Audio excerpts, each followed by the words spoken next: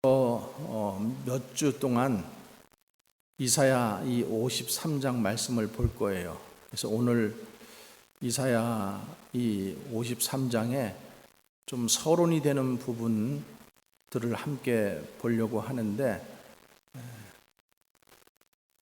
신학생들도 쉽지 않은 좀 말씀일 수 있어요. 여러분들이 또 믿음으로 잘 따라오시기를 바랍니다.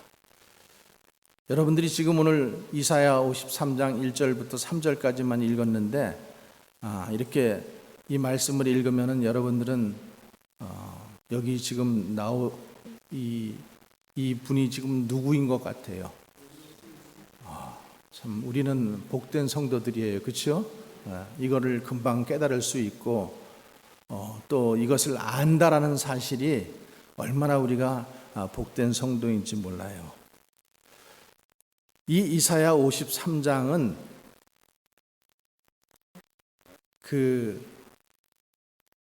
어떤 신학자들이 제5복음서라고 그렇게 얘기를 해요. 왜 그런가 하면은, 복음서가 성경에 어떤 것들이 있어요? 마태, 마가, 누가, 요한복음, 이렇게 신약 성경에 4개가 있잖아요. 구약에는 이 이사야서는 실은 예언서예요. 예언서인데 오늘 특별히 이 53장의 말씀은 복음이에요. 복음. 예수님께서 그리스도로, 메시아로 이 땅에 오신다. 그래서 이 어거스틴 같은 신학자는 이사야서는 예언서가 아니라 복음서다 이렇게 얘기하고 있고요. 또 종교개혁자였던 마틴 루터는 기독교인이라면은 이사야 52장 13절부터 53장 12절까지를 암송해야 된다 이렇게 얘기하고 있어요. 또 이사야 53장은 마치 골고다 언덕 아래에서 쓴 것처럼 그 십자가 아래에서 기록된 것 같다라는 거예요. 그래서 이 말씀은 구약 성경이지만은 복음이고, 그리고 아주 귀한 말씀이다, 기쁜 소식이다, 이렇게 말씀하고 있는 거예요. 그래서 이 이사야 53장 구약 성경에 속해 있지만은 기독교 신앙의 핵심 교리가 담겨져 있는 아주 깊은 우물과도 같은 그런 말씀입니다. 그래서 이 말씀을 우리가 한 몇 주 동안 지금 보려고 하는데, 연구하면 할수록 또 깊은 우물물은 어때요? 시원하죠. 시원한 것처럼 우리의 마음을 시원하게 해주고 우리의 영혼을 또 소생시켜 줄 줄로 믿습니다. 하지만 이 이사야서 53장은 실은 슬픈 노래입니다. 슬픈 노래예요. 애도의 노래이고, 여기에는 탄식이 담겨 있고 또 비탄과 연민이 들어있는 노래예요. 그렇지만 이 이사야 53장은 위대한 고백, 수백 년 동안 믿음을 지킨 자들에게 위로와 기쁨과 소망과 축복을 주셨던 그런 귀한 말씀이에요. 왜냐하면 예수 그리스도를 바라보게 하기 때문에, 예수 그리스도를 바라보게 하기 때문에.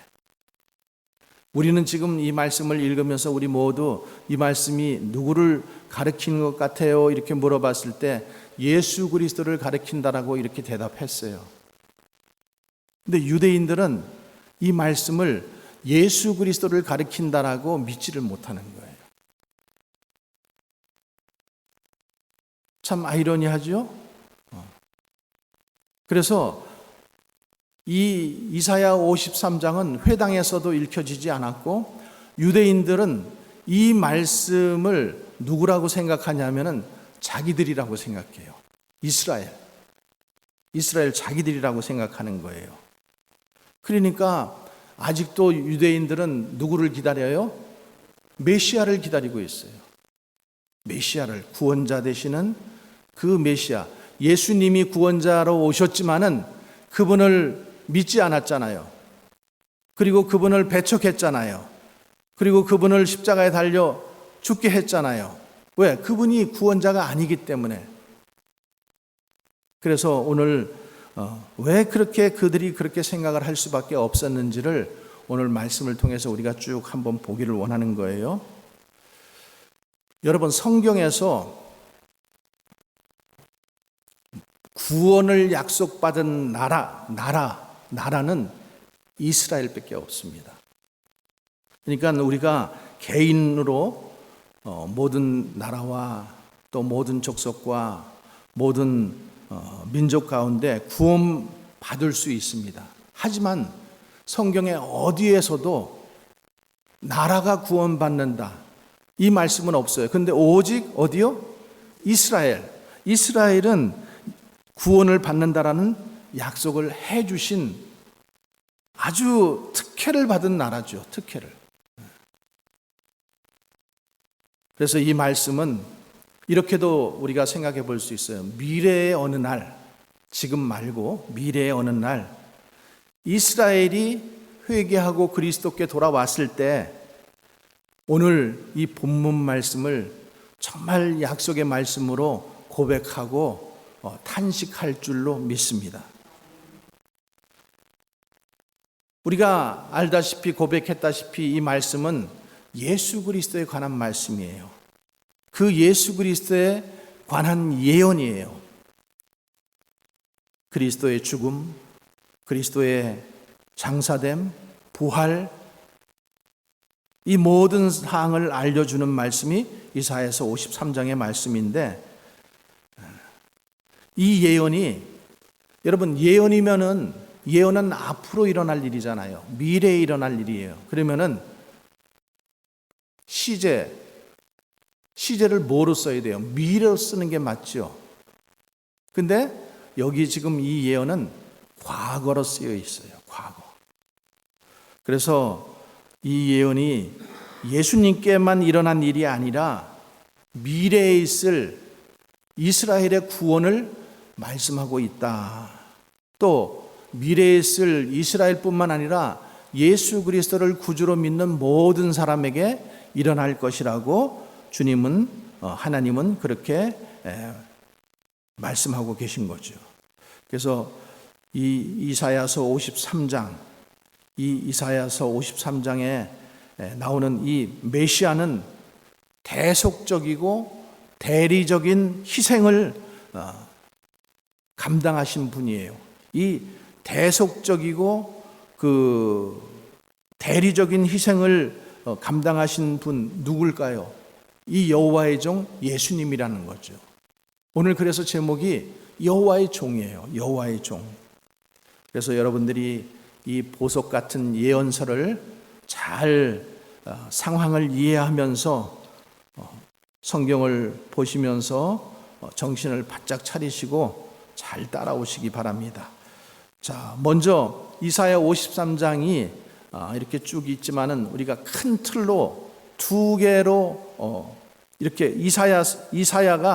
이사야서가 총 몇 장이냐 하면은 66장으로 되어 있어요.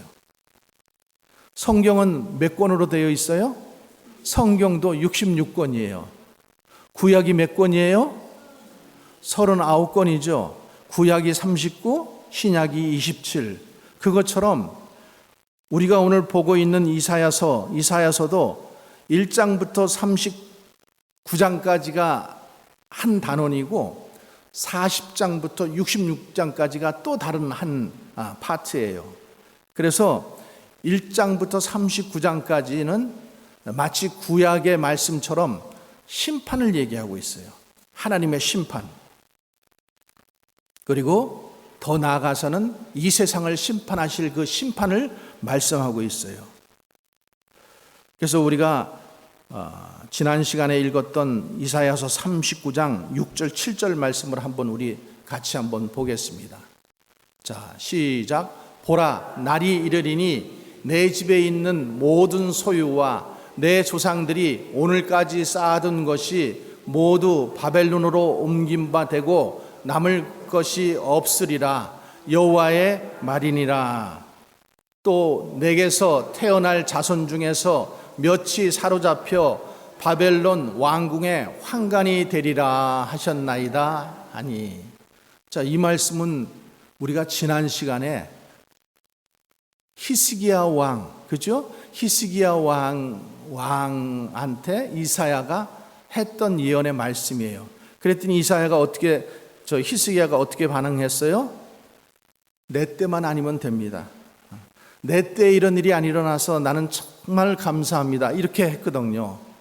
그런데 여러분, 이 말씀 그대로 기원전 603년부터 시작해가지고 바벨론의 포로로 이스라엘 민족들이 이제 잡혀가기 시작해요. 그래서 603년, 597년, 그리고 586년 이렇게 세 차례에 걸쳐서 바벨론의 포로로 이스라엘 민족들이 끌려갑니다. 그리고 586년, 기원전 586년 그때부터 70년 동안 그들이 거기서 돌아오지 못합니다. 그 일이 이사야가 죽은 지 80년 만에 일어났어요. 그러니까 이 이사야가 이 예언을 할 때 100년 전의 일이거든요. 그러니까 불과 한 20년 후에 이런 일들이 일어났다라는 거예요. 그러니까 이 이사야가 예언했던 이 일들은 뭐가 된 거예요? 실제 역사 사건이 된 거예요. 그죠?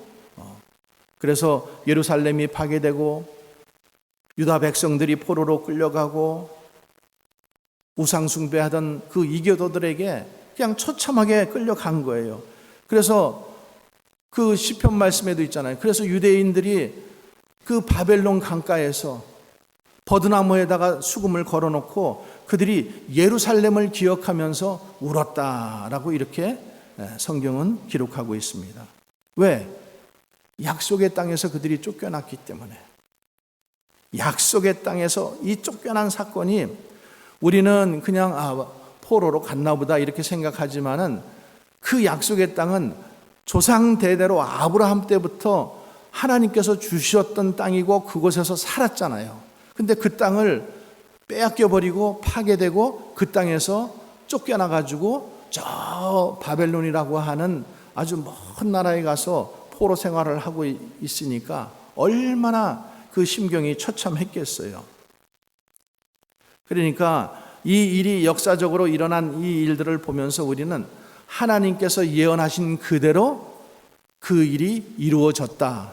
그래서 성경은 하나님이 쓰신 책이 되는 거예요. 예언하신 대로 그 일이 이루어졌으니까. 자, 이사야가 또 그 일이 일어날 것을 말했지만은 그것이 끝이 아니었었어요. 두 번째가 40장부터 66장까지 나오는 27장인데 3927 신약 성경하고 장수가 똑같잖아요. 27. 근데 거기에는 어떤 말씀이 주로 나오느냐? 복음, 은혜, 구원, 회복 이런 말씀이 나와요. 그래서 너희가 포로로 끌려갔지만은 돌아오게 될 것이다. 회복하게 될 것이다. 내가 너희를 구원한다. 여러분, 구원한다라는 것은 보세요. 창세기에 죄가 들어와서 그 죄로 인해서 하나님과의 관계가 어떻게 돼요? 끊어져 버리죠. 분리되는 거예요. 그러니까 우리가 죄를 짓지 말아야 되는 것은 죄가 들어오면은 죄를 지으면은 하나님과의 이 관계가 어떻게 돼요? 단전 끊어지는 거예요. 끊어지는 거예요. 끊어지기 때문에 우리가 죄를 짓지 말아요. 하나님은 죄를 용서해 주셔요. 근데 여러분, 우리가 가만히 생각해 보세요. 죄를 지으면은 우리 마음이 하나님을 자꾸만 멀리해요. 싫어해요. 예배에 나오기 싫어요. 말씀 보기 싫어요. 찬양 드리기 싫어요. 자꾸만 숨으려고 해요. 그러면 하나님과의 관계는 어떻게 되겠어요?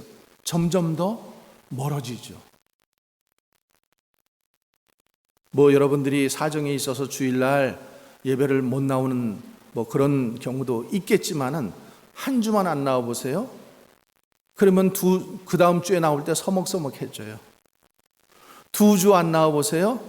그 다음에는 더 서먹서먹해. 사람들은 아무 말도 안 해요.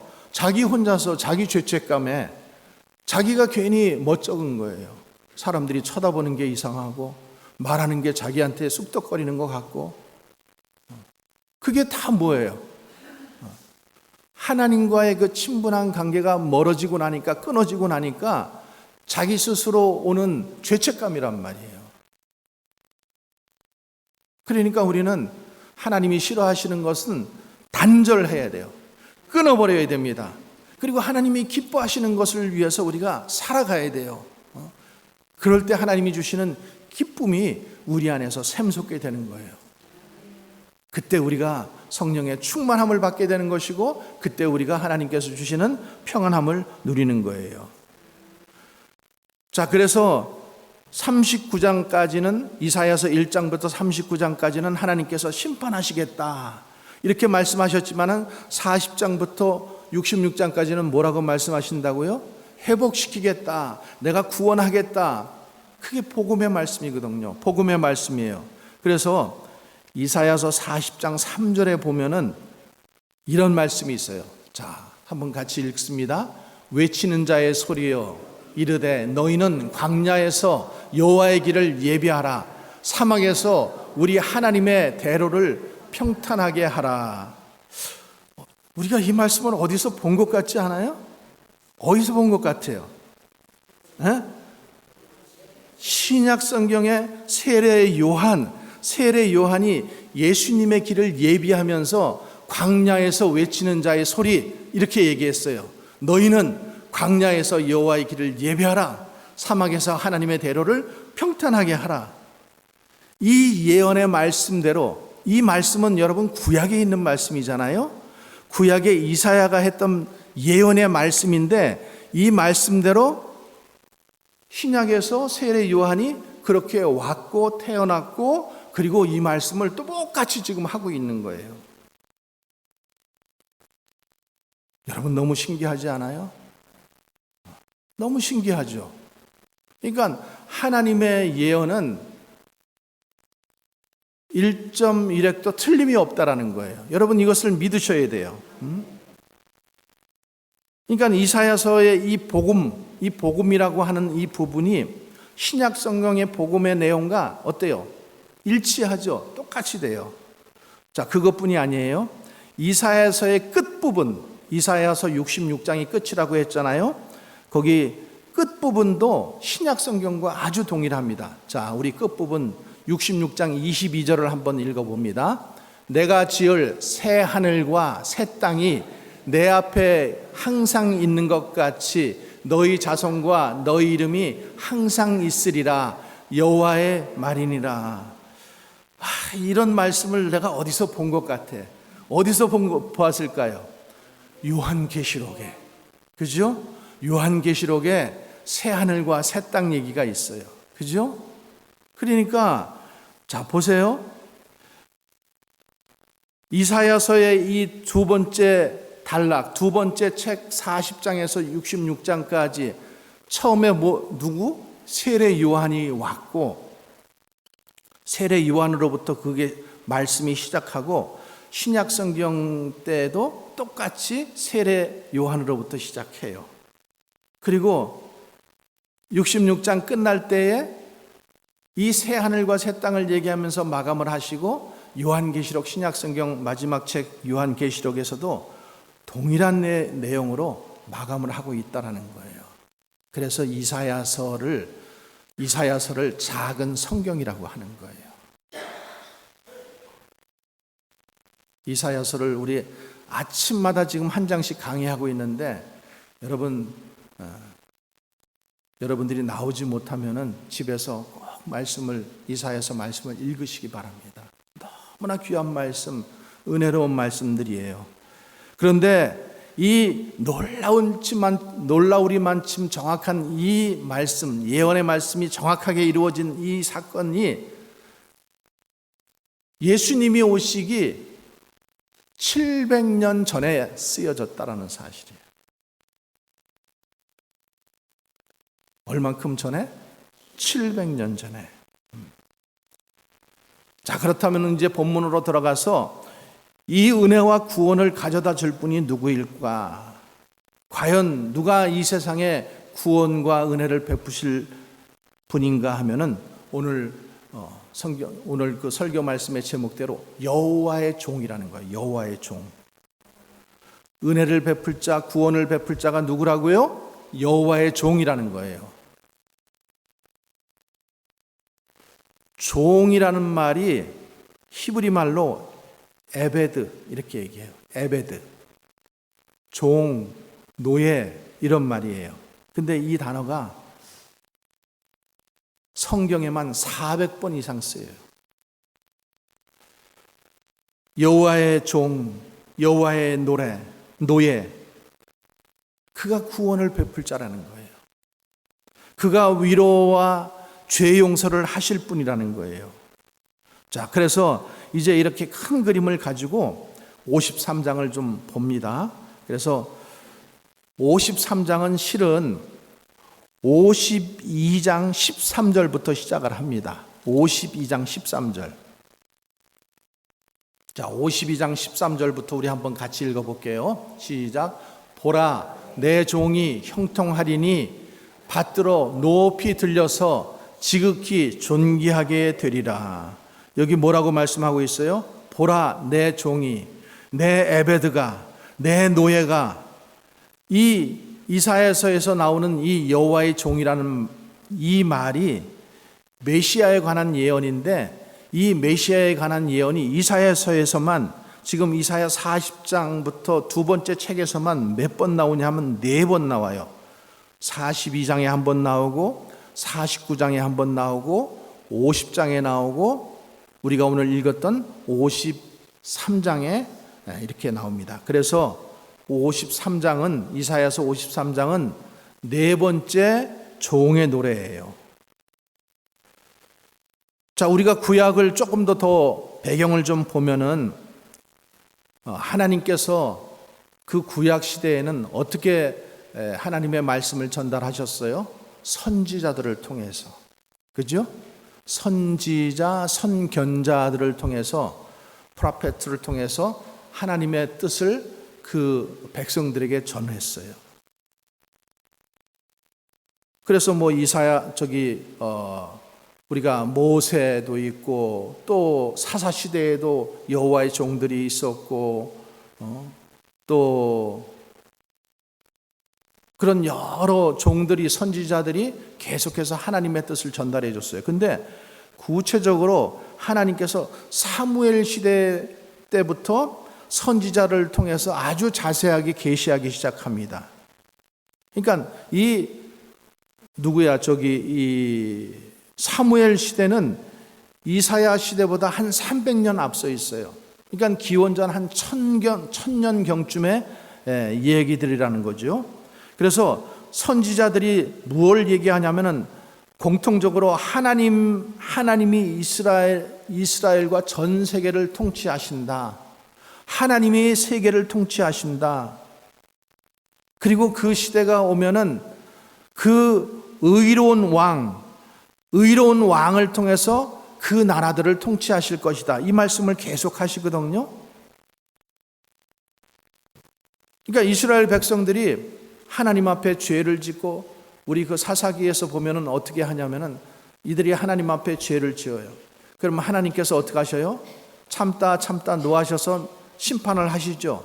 벌을 내리셔요. 그러면 아이고 잘못했습니다. 회개합니다. 이러고 나서 또 다시 이제 또 몇십 년간은 잘 살아요. 그리고 나서 또 이제 시대가 또 이렇게 좀 기억이 이렇게 가물가물해지면 또 죄를 짓는 거예요. 그러니까 계속 이 사이클대로 돌아가는 거예요. 근데 하나님께서 계속해서 말씀하시는 것은 의로운 왕, 그 의로운 왕이 이스라엘을 구원할 것이고 이스라엘을 통해서 이 세상을 구원할 것이다. 이 말씀을 하시는 거거든요. 그러니까 그 약속을 누가 받았어요? 유대인들이 받은 거예요. 그러니까 유대인들은 굉장한 프라우드를 가지고 있어요. 자기네들 자신이. 야, 우리는 아주 선택된 민족이다. 하나님께서 그냥 콕 집어서 우리를 택한 그런 나라다, 민족이다. 이런 그 마음을 가지고 있었어요. 그런데 이스라엘이 보세요. 이 사무엘 시대에 보면은 그들이 뭘 원해요? 왕을 원해요. 왕을. 그래서 하나님께서 왕 하면은 너희들 자꾸만 복잡해져. 너희들 그의 노예로 살아야 돼. 너희들 자녀들은 다 거기에 그 노예가 될 것이고, 너희들은 전쟁에 끌려가야 될 것이고, 뭐 이런 말씀을 하시는데도 계속해서 이스라엘 백성들은 뭘 요구해요? 왕을 요구하죠. 그래서 누구를 줘요? 사울 왕을 주잖아요. 그러니까 사람들이 사울에게 희망을 겁니다. 근데 사울이 버림을 받죠. 왜 버림받아요? 자기가 지켜야 할 선이 있잖아요. 우리는 항상 지켜야 할 선이 있어요. 넘지 말아야 할 선. 근데 그 선을 넘어버렸잖아요. 그래서 제사장의 그 직분을 자기가 침해해버렸잖아요. 그래서 어떻게 돼요? 사울도 그 왕권을 빼앗기지만은 그 자녀들도 왕권을 이어받지 못해요. 그리고 백성들이 그 다음에 누구에게 소망을 가져요? 다윗에게 소망을 가져요. 근데 다윗도 문제가 있었죠. 밧세바를 범하고, 또 하나님께서 특별히 성전을 지은다고 할 때 너는 손에 피를 많이 묻혔기 때문에, 그 얘기는 뭐예요? 너는 죄를 많이 지었기 때문에 너는 안 된다, 이렇게 말씀하시는 거예요. 그래서 그 다음 왕권이 누구에게 가요? 솔로몬에게 가니까 사람들이 다 솔로몬에게 희망을 걸었어요. 솔로몬이 등장할 때 정말로 사람들이 소망이 넘쳤어요. 정말 좋아 보였어요. 그리고 하나님께서 지혜를 주셔서 지혜를 구했고, 지혜를 받아서 아주 모든 것들을 지혜롭게 잘 통치하니까 나라가 부강하게 되고 확장이 되고 세상에서 제일 가는 부자 나라가 되었죠. 그지만은 솔로몬도 그 다음에 어떻게 돼요? 이제 나라가 부강하게 되니까 자꾸만 옆 나라들이 어떻게 돼요? 와서 자기하고 화친을 맺으려고 해요. 그래서 공주하고 시집을 결혼을 하게 하고, 이렇게 해가지고는 수많은 아내와 수많은 첩을 얻죠. 그러니까 이 수백 명의 여성과 육체적 관계를 맺습니다. 그리고 솔로몬의 마음이 하나님을 떠나고 우상을 섬기게 됩니다. 그러니까 오늘 히스기야가 그렇게 고백했던 것처럼 솔로몬도 솔로몬의 왕위가 끝나서 그 다음 왕위가 이어질 때 어떻게 돼요? 나라가 산산조각이 나버리죠. 두 조각 나버리잖아요. 북이스라엘과 남유다로 갈라지게 됩니다. 그래서 북이스라엘 20명의 왕이 있었지만은 그들은 모두 다 타락한 왕이었어요. 한 사람도 선한 왕이 없어요. 남유다에는 19명의 왕이 있었지만은 그들도 대부분 부패했어요. 간혹 훌륭한 왕이 등장하기는 하지만은, 그래서 이스라엘 백성들이 어때요? 왕에게 실망을 하는 거예요. 그 왕들이 누구도 우리에게 위로를 주지 못한다. 우리를 구원할 수가 없다. 자, 그러면서 우리가 지난 시간에 보았던 히스기야. 자, 히스기야 다음 왕이, 그 아들이 누구냐면 므낫세예요. 므낫세. 그러니까 이사야는 구전에 의하면은 이사야가 이제 그 므낫세 시대에 죽거든요. 므낫세 왕이, 아버지는 그래도 참 히스기야 왕은 그래도 좀 괜찮은 왕이었었어요. 그런데 이 므낫세가 왕이 되면서 선지자들을 무척 많이 죽입니다. 그리고 구전에 의하면은 이 이사야가 나무 켜는 톱으로 이사야를 이렇게 썰어서 죽였다고 그렇게 전해집니다. 그래서 히브리서 11장 37절의 말씀 보면은 돌로 치는 것과 톱으로 켜는 것과 시험, 칼로 죽임을 당하고 양과 염소의 가죽을 입고 유리하여 궁핍과 환난과 학대를 받았다. 이런 일들을 이 초대교회 그리스도인들이 겪은 것뿐만 아니라 이 지금 그 구약 시대의 이사야도 이런 이런 어려움을 당했다라는 거예요. 그러니까 여러분들이 우리가 그걸 보면서 지금 그 므낫세 시대에 시대가 얼마만큼 힘들다라는 것을 여러분들이 이렇게 인지하셔야 돼요. 인간 왕 소용없다.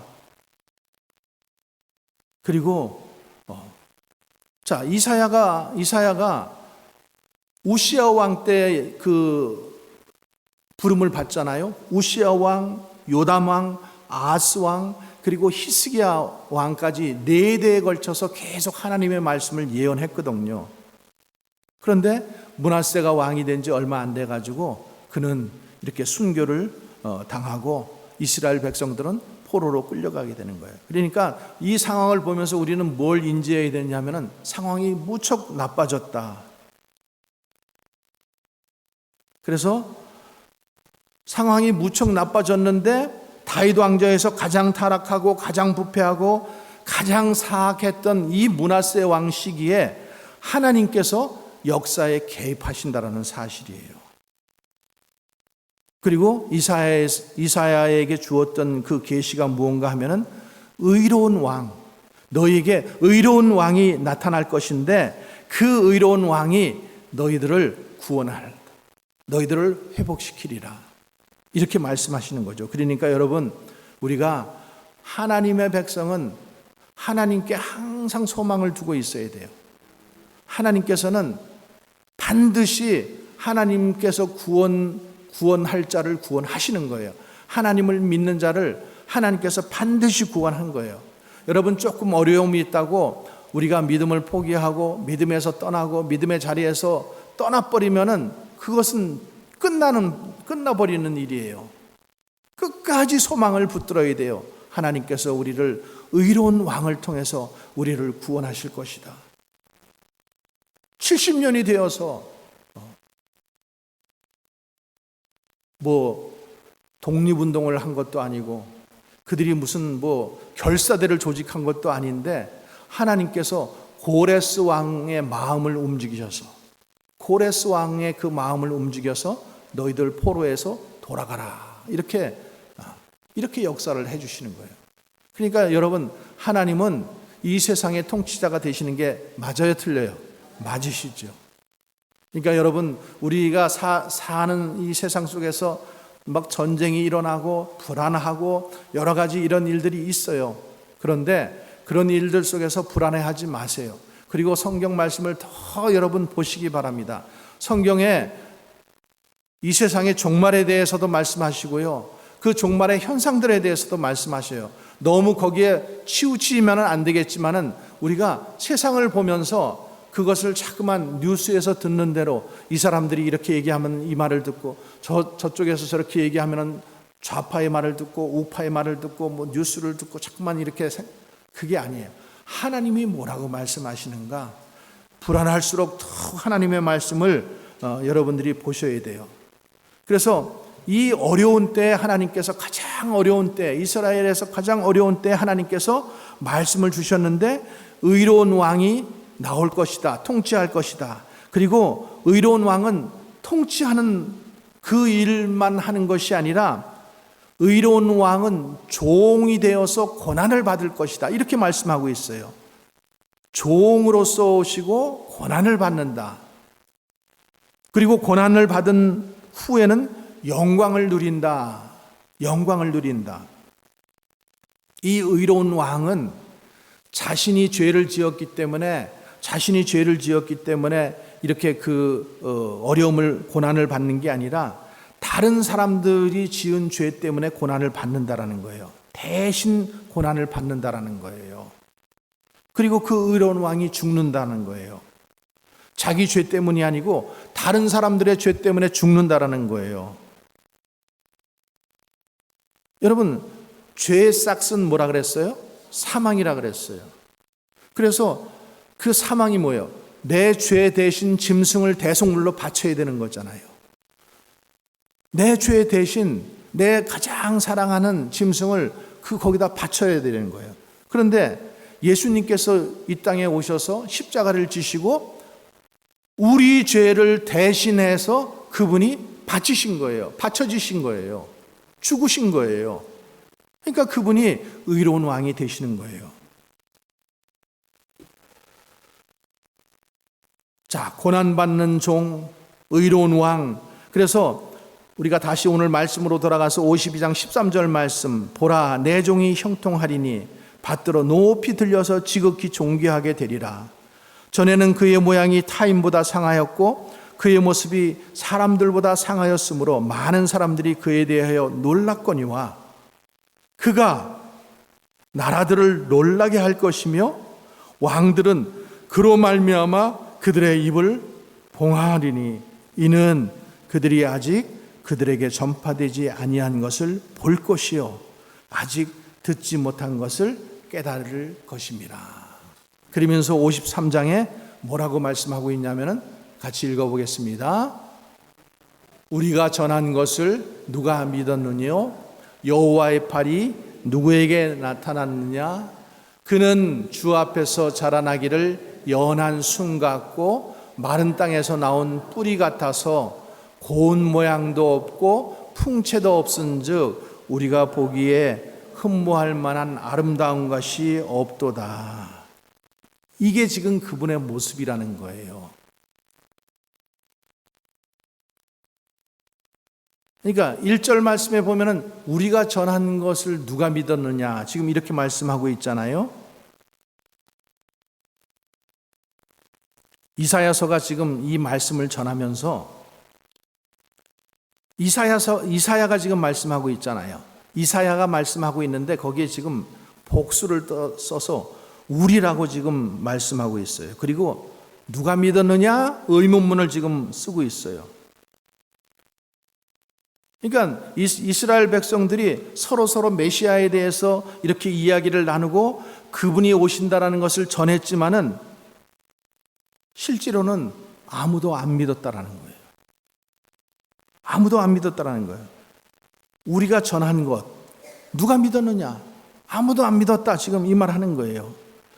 유대인들이 유대인들에게 전파했어요. 여러분 이 말씀은 유대인들이 그냥 유대인들에게 전파한 거예요. 구전으로 전해왔고 말씀으로 전해왔지만은 그들이 믿었어요, 안 믿었어요? 안 믿었어요. 지금도 여전히 안 믿고 있어요. 그들 중에 일부가 믿는데 그들을 뭐라 그래요? 메시아닉 주이시. 메시아, 예수님이 메시아라는 것을 믿는 주이시들을 메시아닉 주이시 이렇게 얘기를 해요. 나머지 사람들은 아직도 누구를 기다려요? 메시아를 기다려요. 우리는 메시아가 언제 오셨어요? 2000년 전에 오셨잖아요. 예수님이. 그분을 믿으시죠? 그러니까 유대인들은 그 말씀을 그 옛날 할아버지 고조 3조 뭐 100대 뭐 1000대 할아버지 때부터 계속 그 말씀을 들었어요. 네, 믿었어요, 안 믿었어요? 안 믿었어요. 지금도 안 믿고 있어요. 지금도. 그러니까 나중에 유대인들은 이제 성경 말씀에 보면 그런 말씀이 나와요. 유대인들이 많은 고난을 당한 다음에 이 말씀을 보게 될 것이라는 거예요. 그 말씀을 믿게 될 것이라는 거예요. 그리고 이 이사야 53장의 말씀을 고백할 거라는 거예요. 그러니까 우리가요. 자, 한번 보세요. 예수님은 유대인이었어요, 아니었어요? 세례 요한은 유대인이었어요, 아니었어요? 사도 바울도 유대인이었어요, 아니었어요? 지금 성경을 기록한 사람들 그리고 이 성경과 관련된 모든 사람들이 다 유대인들이었어요. 그런데 그들은 그 전한 것을 들은 것을 어떻게 했어요? 믿지 않았어요. 믿는 사람들이 복된 사람들입니다. 그러니까 그러니까 이사야 53장을 지금도 거부해요. 그들은 지금도 거부해요. 참 신기하죠? 그러니까 하나님의 말씀이 이렇게 전파되고 이 말씀이 이렇게 전달되고 이 말씀이 우리에게 들려지는데도 그 말씀을 믿는 사람들이 있고 믿지 않는 사람들이 있다라는 거예요. 여러분, 유대인들처럼 유대인의 역사를 잘 아는 사람들이 어디 있겠어요? 그들이 구약의 일들을 모르겠어요? 신약의 일들을 모르겠어요? 다 한단 말이에요. 그런데 메시아로 믿지 않는 거예요. 여러분, 우리도 동일해요. 우리도 하나님의 말씀을 매주 들어요. 성경 말씀도 듣고 있어요. 읽고 있어요. 10독을 했어요. 100독을 했어요. 어렸을 때부터 믿었어요. 그런데 믿지 않으면은, 이 말씀을 믿지 않으면은 아무 소용이 없다는 거예요. 유대인들과 똑같다라는 거죠. 많은 고난을 받은 후에 이 말씀을 믿으시겠어요? 지금 믿으시겠어요?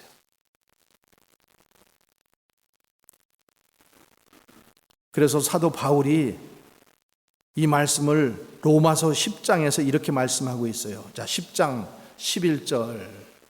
성경에 이르되 누구든지 그를 믿는 자는 부끄러움을 당하지 아니하니라 하니 유대인이나 헬라인이나 차별이 없습니다. 한 분이신 주께서 모든 사람의 주가 되사 그를 부르는 모든 사람에게 부요하시도다. 누구든지 주의 이름을 부르는 자는 구원을 받으리라. 아멘. 자, 14절 15절에 또 이렇게 말씀합니다. 그런즉 그들이 믿지 아니하는 일을 어찌 부르리요?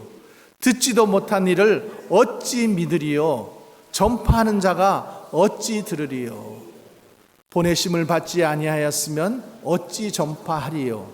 기록된 바 아름답도다 좋은 소식에 전하는 자들의 발이요 같으니라. 믿지 않기 때문에 주님을 찾지도 부르지도 않아요. 유대인을 하나님께서 이스라엘 백성들을 택하신 이유가 뭐예요? 너희들에게 먼저 복음을 준 것은 너희들이 믿고 이 말씀을 전파하라고 준 거예요. 근데 이 말씀을 믿지 않으니까 어찌 전파하리요? 어찌 믿으리요? 가지 않으니까 하나님께서 도리어 이방 사람들을 택해서 이방 사람들, 우리 같은 이방 사람들을 택해서 우리로 참 감람나무 이스라엘, 돌 감람나무 우리들을 거기다 접붙이셔가지고 우리들이 참 감람나무가 되게 하셔가지고 우리를 들어서 말씀을 전파하게 하시는 거예요. 여러분, 그게 은혜예요. 그게 축복이에요. 여러분들이 유대인이 안 됐는데도 이 말씀을 지금 믿고 있다라는 사실이 여러분 축복인 거예요. 자, 16절 말씀 또 봅니다. 16절 말씀. 그러나 그들이 다 복음을 순종하지 아니하였도다.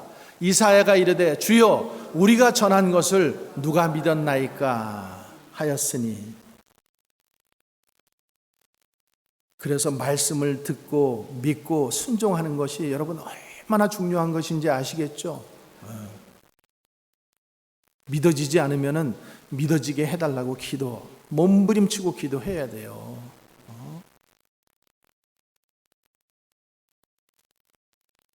연수만 올라간다고 믿음이 쌓이는 게 절대 아닙니다.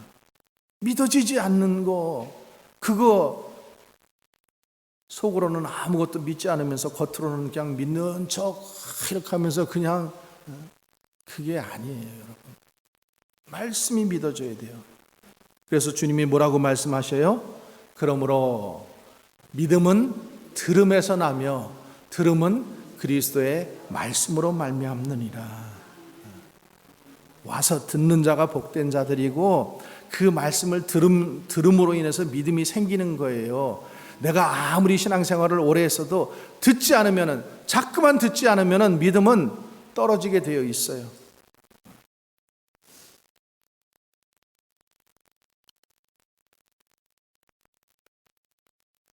자, 로마서 10장 21절. 그래서 바울이 뭐라고 얘기하냐면은 이스라엘에 대하여 이르되 순종하지 아니하고 거슬려 말하는 백성에게 내가 종일 내 손을 벌렸도다.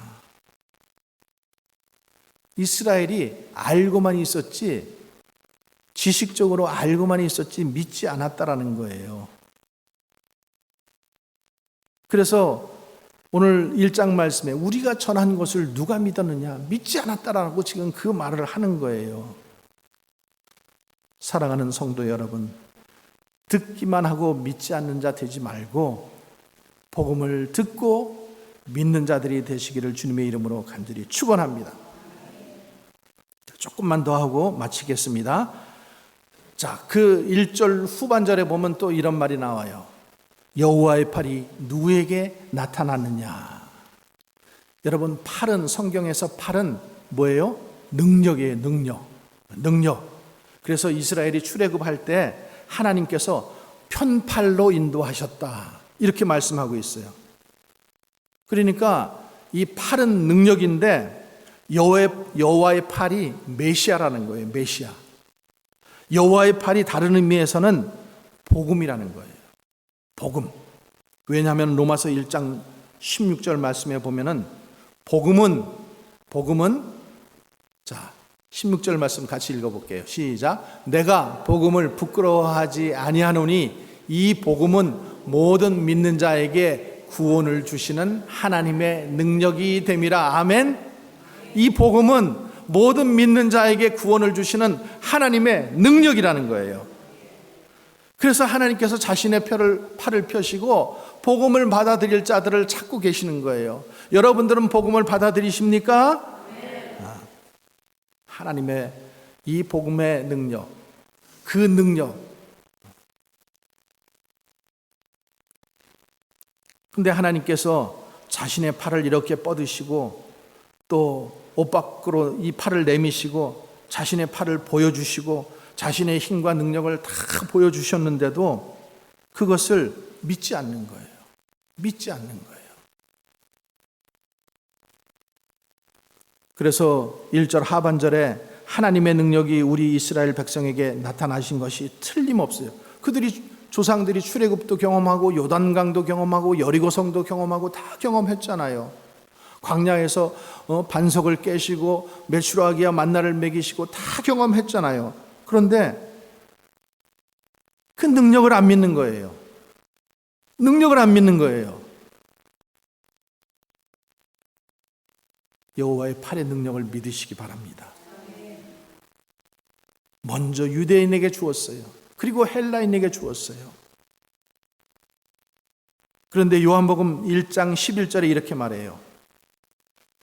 시작, 같이. 자기 땅에 오매 자기 백성이 영접하지 아니하였다. 자기 땅, 유대인들의 땅에 왔어요. 근데 유대인들이 영접하지 않았다라는 거예요. 근데 왜 믿지 않았을까? 신학적인 이유가 있어요. 그 신학적인 이유가 로마서 10장에 그 이유를 말씀하고 있는데, 그 이유는 그들이 택한 민족이라는 자부심 때문에 그래요. 하나님께서 특별하게 택한 민족, 그래서 구원을 스스로 이룰 수 있다라고 생각하는 거예요. 여러분, 구원은 스스로 이룰 수 없습니다. 우리 중에 아무도 스스로 나를 구원할 자, 내 자신이 구원할 자 아무도 없습니다. 그러니까 그들은 예수님의 희생이 필요하지 않은 거예요. 이해하시겠어요? 그리고 그들이 생각하는 메시아는 죽으면 안 돼. 오늘 말씀에서도 나오지만은 너무 모양이 초라해.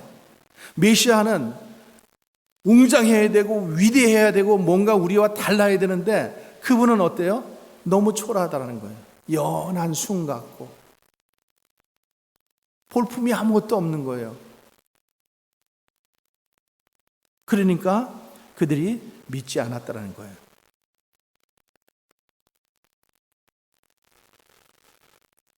그래서 예수님께서 그렇게 말씀하시잖아요. 내가 의인을 부르러 온 것이 아니요 죄인을 부르러 왔다. 유대인들이 그 마음이 너무 자기 의로 가득 차 있으니까, 너무 자기 의로 꽉 차 있으면은요, 죄가 보이지 않는 거예요. 그래서 죄에 대한 적절한 회개도 없고, 또 그 죄를 위해서, 내 죄를 위해서 주님께서 죽으셨다라는 그 복음도 이해할 수가 없는 거예요. 그리고 또 한 가지는, 유대인들이 그리스도를 믿지 않은 또 한 가지 이유는 주님의 주권이라는 거예요. 주님의 주권. 잘 이해 안 가시겠지만은 주님의 주권이다, 이렇게 일단은 좀 생각하세요. 요한복음 12장 말씀에 이렇게 되어 있어요. 12장 32절에 내가 땅에서 들리면 모든 사람을 내게로 이끌겠노라. 이 말씀이, 유대인들이 그 말씀을 모른 게 아니에요. 자, 예수님께서 십자가에 달릴 것을 지금 얘기하는 거예요. 십자가에 못 박히고 십자가에 들려 올려질 것인데, 그래서 유대인들이 뭐라고 대답하냐면 34절에 이렇게 대답해요. 34절 같이 읽습니다. 이에 무리가 대답하되 우리는 율법에서 그리스도가 영원히 계신다 함을 들었거늘 너는 어찌하여 인자가 들려야 하리라 하느냐. 아니, 그리스도라면은, 메시아라면 영원히 살아 계셔야 되는데 그분이 어떻게 죽냐 말이야. 그걸 이해 못 하겠다라는 거예요. 말도 안 된다라는 거예요. 메시아는 영원히 살아 계셔서 에녹같이, 엘리야같이 죽지 않아야 된다라는 거죠. 근데 인자가 들려 올려야 된다? 그리고 너를 인자라고 한다? 그래서 35절 36절에 이렇게 말씀해요. 예수께서 이르시되 아직 잠시 동안 빛이 너희 중에 있으니 빛이 있을 동안에 다녀 어두움에 붙잡히지 않게 하라. 어두움에 다니는 자는 그 가는 것을 알지 못하느니라. 36절 너희에게 아직 빛이 있을 동안에 빛을 믿으라. 그리하면 빛의 아들이 되고, 예수께서 이 말씀을 하시고 그들을 떠나가서 숨으시니라. 빛이 있을 동안 믿으라는 거예요. 빛의 아들이 되라는 거예요. 빛의 아들이 되려면 예수님을 믿어야 된다는 거예요. 37절 38절에 또 뭐라고 말씀하시는지 봅니다. 이렇게 많은 표적을 그들 앞에서 행하셨으나 그를 믿지 아니하였다. 또 38절 이는 선지자 이사야의 말씀에 이루려 하심이라. 이르되 주여 우리에게서 들은 바를 누가 믿었으며 주의 팔이 누구에게 나타났나이까 하였더라. 오늘 우리가 읽었던 본문 말씀이죠. 그리고 39절에 이렇게 얘기합니다. 그들이 능히 믿지 못한 것은 이 때문이니 곧 이사야가 다시 일렀으되 그들의 눈을 멀게 하시고 그들의 마음을 완고하게 하셨으니 이는 그들로 하여금 눈으로 보고 마음으로 깨닫고 돌이켜 내게 고침을 받지 못하게 하려 함이라. 여러분, 믿음이 생기는 것도 주님의 은혜예요. 주님이 믿음도 주셔야 돼요.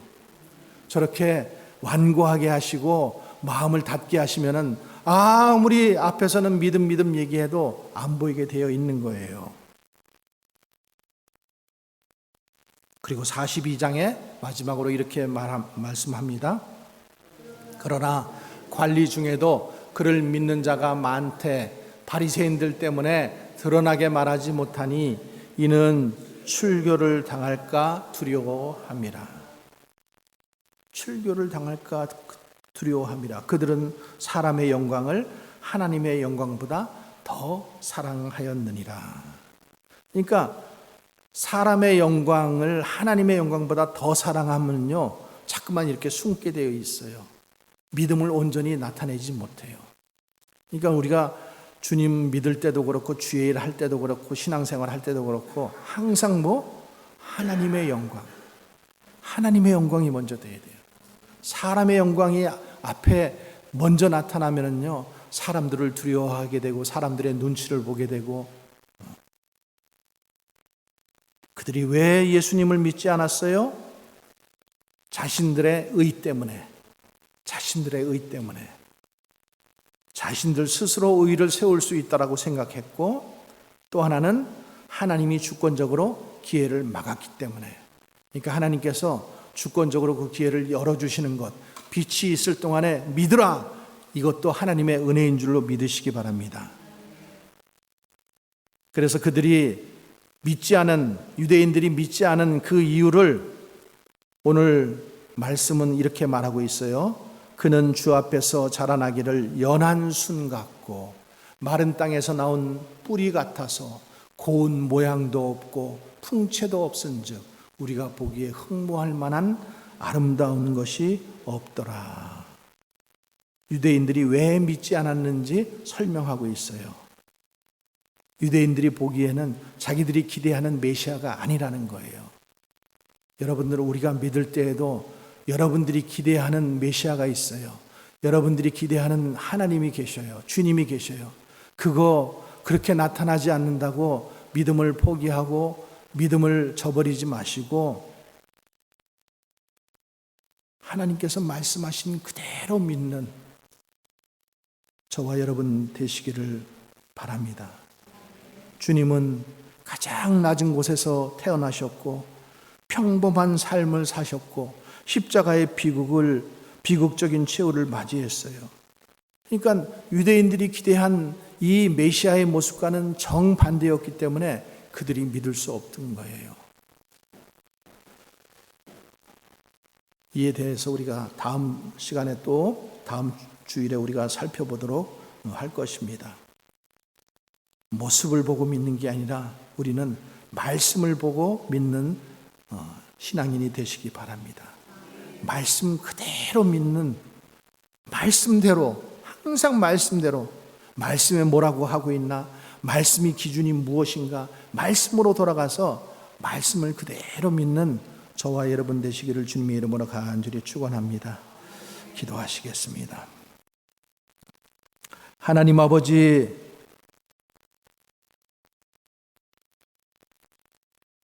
오늘 우리 구주 예수님의 영광과 실제적인 성경 말씀을 살펴볼 수 있는 기회를 주시니 감사합니다. 더 나아가서 주님께서 작정하신 대로 끝나게 될 이 광대한 역사의 파노라마를 잠깐이라도 보게 하여 주시니 감사합니다. 찬양과 말씀을 통해 그리스도의 영광이 더욱 드러나게 하시고, 우리 가운데 아직 그리스도를 주님과 구주로 영접하지 않은 사람들이 있다면 오늘 지금 영접하게 도와주시옵소서. 또 성령님이 오셔서 임재하여 주시고 성령께서 구원의 은혜를 허락하셔서 이스라엘을 깨닫게 하시고 새로 태어나게 하여 주시옵소서. 이 아침에 유대인이든 헬라인이든 우리 죄인들에게도 그렇게 하여 주시옵소서. 마음을 열고 진리를 받아들이게 도와주시옵소서. 우리를 새롭게 하셔서 성경을 온전히 믿게 하시고 성경의 능력과 정확성과 무엇성을 주님 믿게 하여 주시옵소서. 그리스도의 영광 중에 복음의 실체를 깨닫게 하여 주시옵기를 원합나이다. 그리고 우리가 신실한 증인이 되게 하옵소서. 누구든지 주의 이름을 부르는 자는 구원을 얻으리라는 것을 깨닫고 이 진리를 유대인이나 헬라인에게 동일하게 증거하게 하여 주시옵소서. 그리스도께서는 유대인이나 헬라인이나 동일하게 기쁨을 주셨습니다. 우리가 그 메시지를 전하는 자가 되게 하여 주옵소서. 우리의 발이 그리스도의 말씀에 관한 기쁜 소식을 전하는 아름다운 발 되게 하여 주시옵소서. 성령께서 우리가 전한 말씀을 통해서 역사하셔서 구원에 이르는 믿음을 주시옵소서. 이제 그 진리에 사로잡혀 우리 마음이 새로워지게 하시고 이 진리로 그리스도와 아버지를 향한 우리의 사랑과 신뢰가 커지게 하옵소서. 이 혼란한 세상에서 완전한 평화를 누리게 하시고, 이렇게 기도할 수 있는 것은 하나님이 통치하시고 계신다고 말씀하셨기 때문이고 우리가 무엇을 추구하며 살아야 하는지를 알려주셨기 때문임을 믿게 하옵소서. 우리가 서로 교제하는 가운데 우리를 새롭게 하여 주시고 다가오는 한 주간 그리스도의 영광스러운 복음을 들어야 하는 자들에게 복음을 전파할 수 있도록 도와주시옵소서. 이것을 마음에 새기며 한 주간 살아가게 하옵소서.